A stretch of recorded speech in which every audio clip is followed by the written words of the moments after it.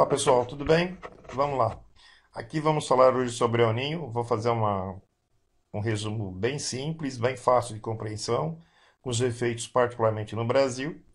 E para isso vou fazer uma revisão rápida da dinâmica atmosférica que vocês conhecem. Então vamos lá. O vento, o que é? É o ar em movimento. A pergunta é como é que o ar entra em movimento? Por diferença de pressão atmosférica. Como é que ocorre a diferença de pressão atmosférica? Também pela diferença de temperatura, certo? Há uma diferença de temperatura, o que que acontece? Há uma diferença na pressão, e aí o deslocamento da pressão faz com que o ar entre em movimento, ok? Lembrando mais uma coisa, qualquer diferença de temperatura gera diferença de pressão. 1 grau, 2 graus é capaz disso. Tá? Sobre o Ninho, é um fenômeno de origem desconhecida, né? Que basicamente é o aquecimento inexplicável da superfície das águas do Pacífico. Tá? Há uma intensificação do aquecimento das águas do Pacífico, alterando o quê? Temperatura, pressão, dinâmica dos ventos. Tá? Vamos lá. Ele ocorre aonde? Ele ocorre entre a costa oeste da América Latina e o sudeste asiático. Os seus efeitos, porém, são sentidos no planeta inteiro, porque ele vai alterar a dinâmica das massas de ar, tá? Que acabam sendo espalhadas pelo mundo inteiro, causando enchentes, secas, queimadas, danos irreparáveis, né? Para a agricultura, para a pecuária, para as populações locais, com enchente, destruição, etc. Olha no Brasil, o último El Ninho, o maior deles, foi o 97 e 98. Esse aqui é o considerado maior que esse anterior de 97 e 98. E os danos, basicamente, são os mesmos, com intensidade maior. Então, o que vai acontecer? Na Amazônia, ela fica mais seca e aumentam as queimadas. Lembrando que isso, então, portanto, vai atingir o aquecimento global. O Brasil é um dos responsáveis pelo aquecimento global, particularmente por suas queimadas. Sul do Brasil, chuva acima da média. Então, a destruição na região sul do Brasil, que é uma grande região agrícola do país. Nordeste, lamentavelmente, a região mais seca vai ficar mais seca ainda. Tá? Aqui no mundo inteiro, alguns efeitos que ocorrem. Olha lá, no norte do Chile e do Equador, o inverno será mais chuvoso, porque essas águas, vocês vão notar na explicação, as águas aquecidas que têm uma direção que é a costa oeste vão ser invertidas para a costa leste. Tá? Na Austrália, ao contrário. Na Austrália, vai aumentar a seca, porque a água aquecida que viria em direção à costa da Austrália e do Sudeste Asiático, ela vai voltar para a costa da América do Sul, e a gente vai ver isso na apresentação daqui a pouquinho. Então vamos lá, explicando melhor. Primeiro, vamos lembrar alguns conceitos. Região subtropical, né? Nos trópicos. Aqui, os ventos alísios. Vejam que a direção dele, os ventos, tem um movimento aqui, os alísios, do leste para o oeste. A Terra faz um movimento contrário. E esses ventos alísios, que vão atingir essa zona de convergência intertropical, que vocês conhecem, tá? Eles vão fazer na superfície, não na linha do Equador, hein, pessoal? Em torno de 5 graus acima ou 5 graus abaixo. Na linha do Equador, o fenômeno não ocorre, tá? Esses são os ventos alísios, que já conhecemos. Olha lá, vamos lá. Situação normal. Situação normal. Os ventos alísios empurram essa água aquecida superficial para onde?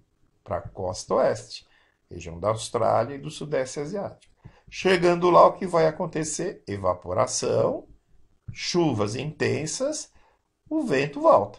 Olha aqui a retorno do vento, porque resfriou em elevadas altitudes, aí ele vai descer e vai fazer a sua dinâmica. Ó, os ventos alísios jogando, aqui os contralisos. Essa é a dinâmica que ocorre na região em tempos normais. Prestem atenção, isto é importante. Quando os alísios pegam essa camada mais quente da superfície do Oceano Pacífico e levam para a costa oeste, o que vai acontecer na costa leste? A possibilidade das águas mais frias ressurgirem, surgirem, aflorarem na costa do Peru, na costa do Chile. Essas águas frias vão dar origem a correntes frias, onde tem os plânctons, onde tem o crio, tá certo? Muito explorado por esses países, Chile e Equador particularmente.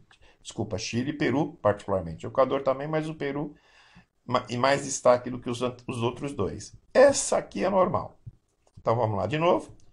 Ventos alísios. Aqui a água está aquecida, não é? Por quê? Porque é a zona de convergência. Então aqui é aquecida. Por que ela está aquecida de forma desigual? Alguém pode perguntar. É exatamente porque os ventos alísios vão fazer o quê? Carregar para o costo oeste esse calor. Tá? Então, aí vocês já perceberam que se eu não tivesse vento alísio, o que ia acontecer? Essa água quente ia ficar estagnada aqui. Como ela é empurrada para a costa oeste, novamente, olha ali, as águas frias sobem, origem da ressurgência. Ressurgência é um fenômeno das águas profundas surgirem na superfície. Aqui vocês têm uma imagem exatamente do que vai acontecer com a superfície.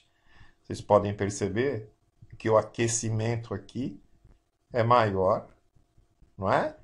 Em direção ao continente americano. Olha agora, em tempo de El Niño, o que acontece? O enfraquecimento do quê? Dos alísios. O movimento da Terra não é de oeste para leste? Se os alísios não carregam essa temperatura mais elevada para a costa oeste, o que vai acontecer com essas águas?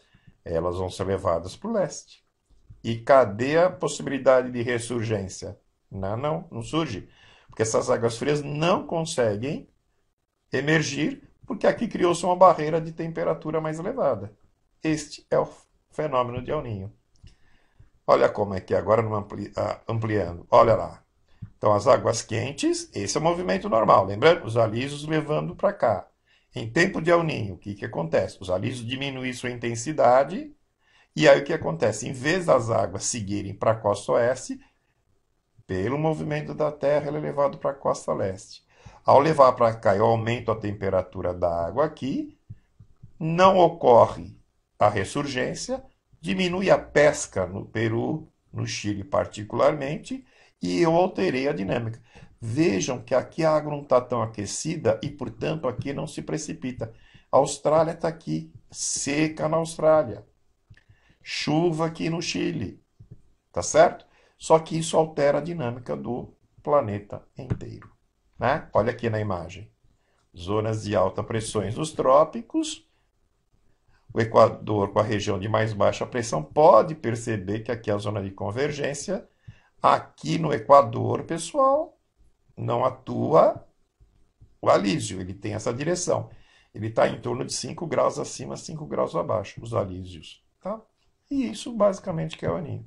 Espero que tenha ajudado, pessoal. Um grande abraço.